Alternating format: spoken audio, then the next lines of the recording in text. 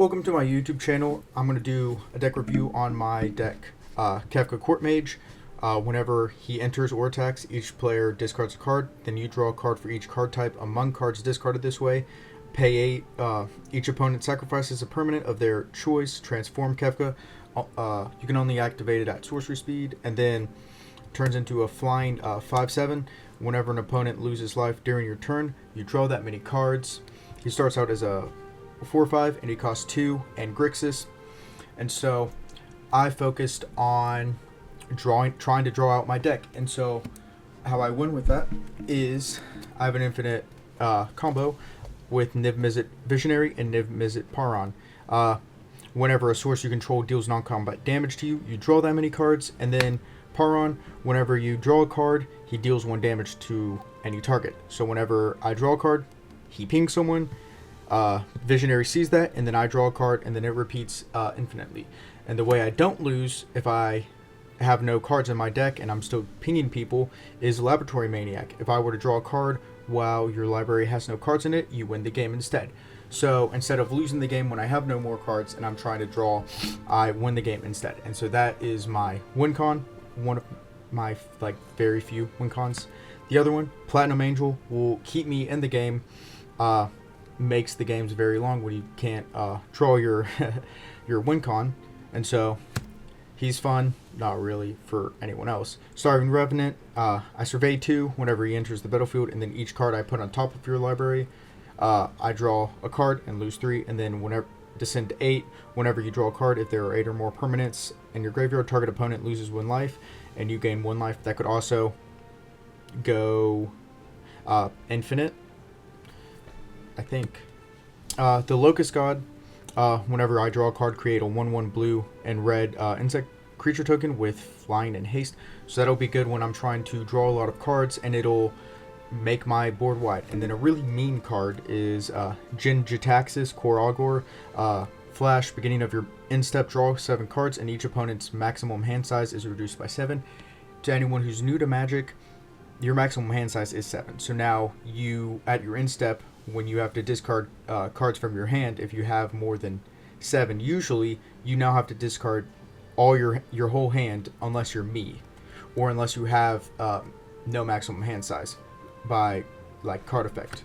Then Harmonic Prodigy, if ability of Shaman or other wizard you control triggers, its ability triggers an additional time. That'll give me additional combat and enter triggers with Kefka, which will allow me to draw more cards. And then we have Go-Go.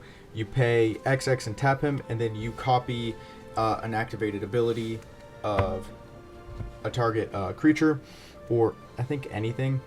And then once you copy it, it is copied X times, where X is how much mana you pay for it.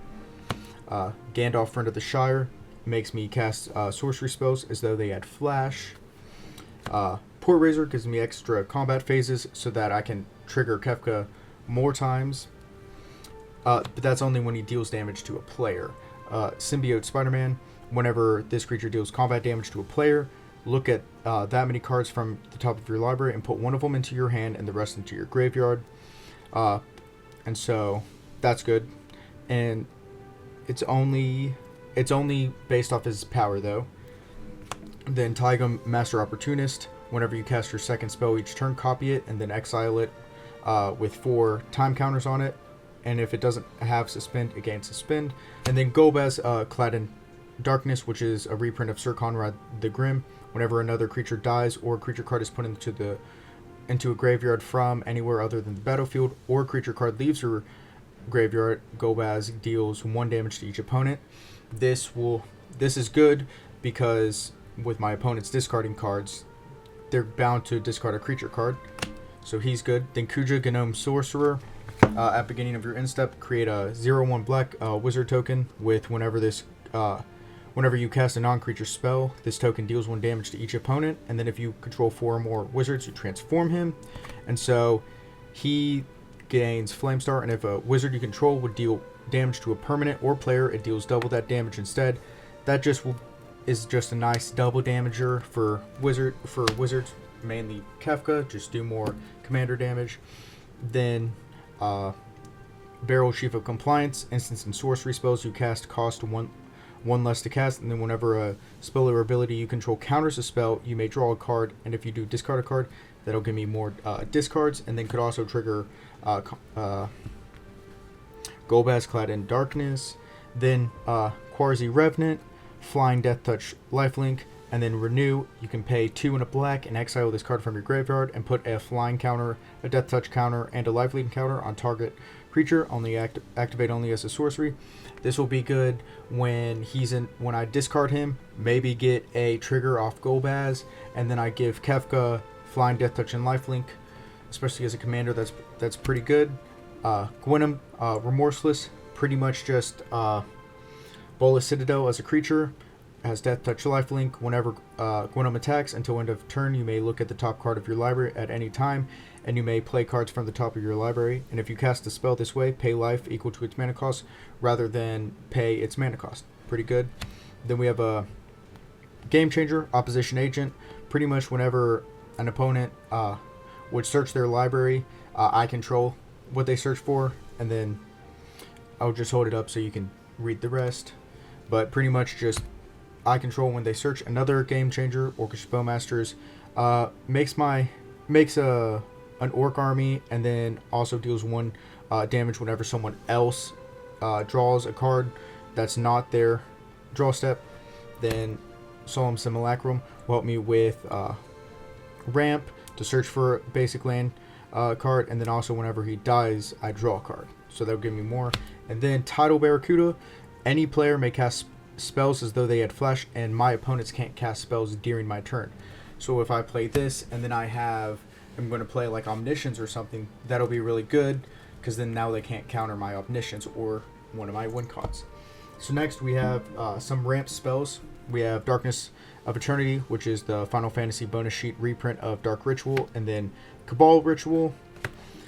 And then for some recursion spells, we have Reanimate, and then we have Phyrexian Reclamation, and then another card, Omniscience, and then Rite of Replication, so I can replicate maybe like Laboratory Maniac or another win con to get more of them on the field so that they're harder to destroy without a board wipe.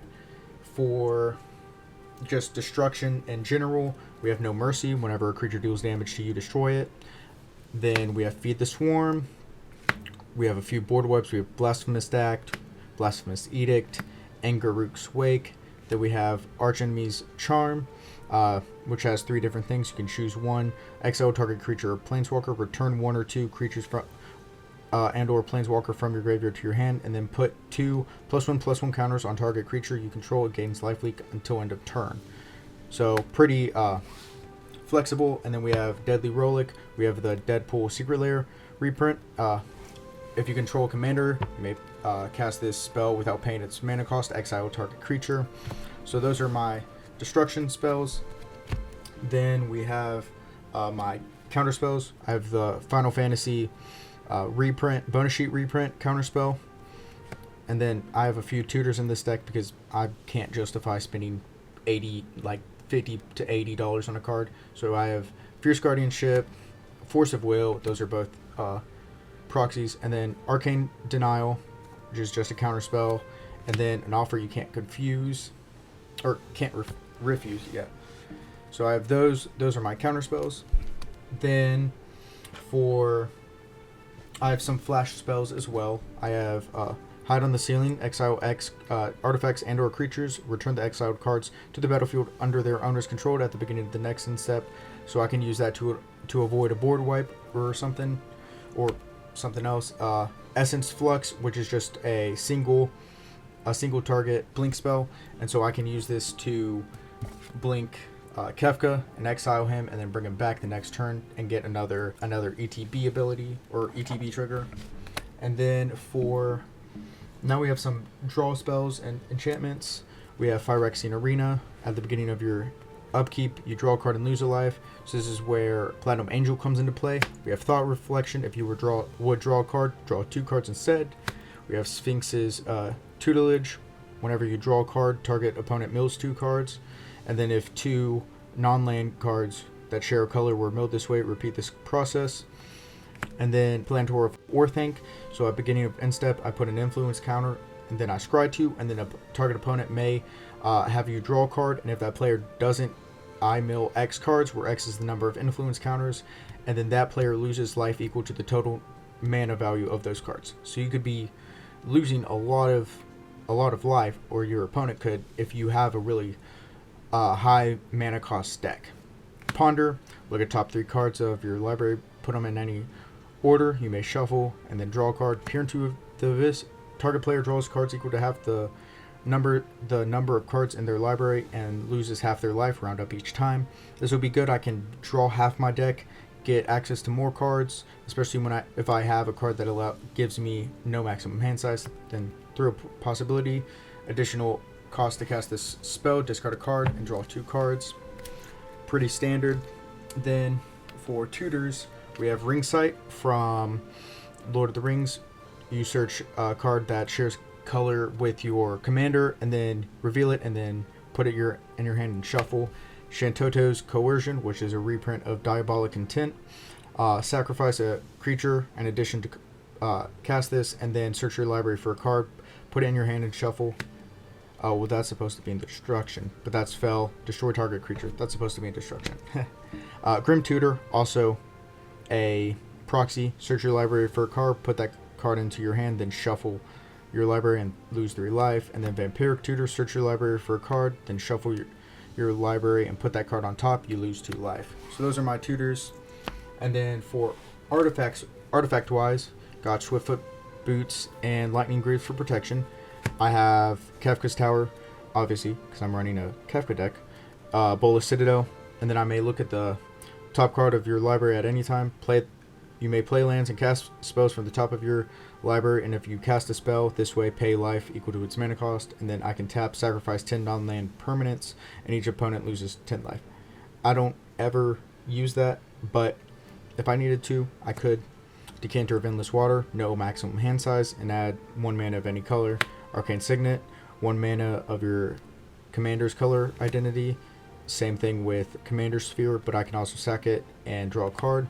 Relic of Sauron, add 2 mana in any combination of the Grixis colors, and 3 tap, draw 2 cards and discard a card. Veilwear Stone, 1 mana of any color that a land an opponent controls could produce. Soul Ring, standard, tap for 2. And then Crystal of Altar Cave, which is a reprint of Chromatic Lantern. Lands you control have tap, add 1 mana of any lands, and then I can tap this for mana of any color. So this will fix mana screwing. And then land-wise, Watery Grave, Exotic Orchard, Sulphur Falls, Dragon Skull Summit. Pretty much a lot of just regular ones that you get in regular precons. The Black Gate, I can pay 3 life and he enters untapped, and then as well as I can pay 1 in a black and tap him and choose target player with the most life or tied for the most, and target creature can't be blocked by creatures that player controls for this turn. More just basic like lands that are standard.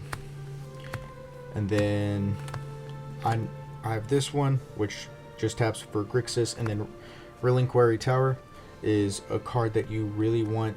If you're playing this deck, you really want this card because it gives you no maximum hand size, and unless someone destroys a land, which most people aren't going to run land destruction, especially at casual tables, that's what you need to have to be able to do everything to have no maximum hand size, because everything else can be removed.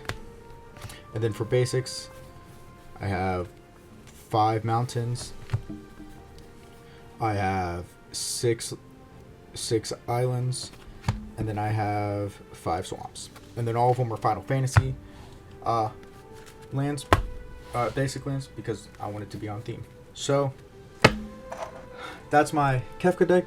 Thank you for watching this video, and if you have any cards that you think I should add or I should take out, or any other strategies that you think I should implement, or just anything that you want to see next, just let me know. Comment down below.